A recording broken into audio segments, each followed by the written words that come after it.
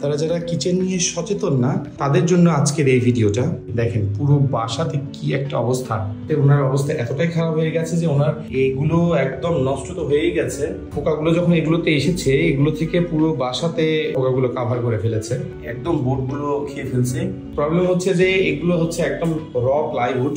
র প্লাইবোর্ডে কখনোই ওয়ালের সাথে কিচেন করতে হয় না, এগুলোর পিছনে পিভিসি বোর্ড দিতে হয়। পিভিসি বোর্ড দেওয়ার পরে টার্মিনেটর কেমিক্যাল ইউজ করার পরে এরপরে এগুলো করতে হয়। বাট এখানে আমাদের সম্মিলিত ক্লায়েন্ট খুব একটা সচেতন না থাকার কারণে আজকে তার বাড়িতে এই অবস্থা।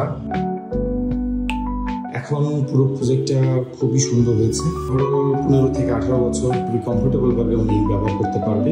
অ্যাক্রিলিক ইউজ করেছি গ্লিটারটা, 2 লেয়ারের পিভিসি বোর্ড ইউজ করি। প্রথমটা আমরা 6 মিলি পিভিসি ইউজ করি, এরপরে আমরা হচ্ছে 8 মিলি পিভিসি বোর্ড ইউজ করি। সাধারণত ক্লায়েন্ট এটা খুবই ইজিলি ইউজ করতে পারবে।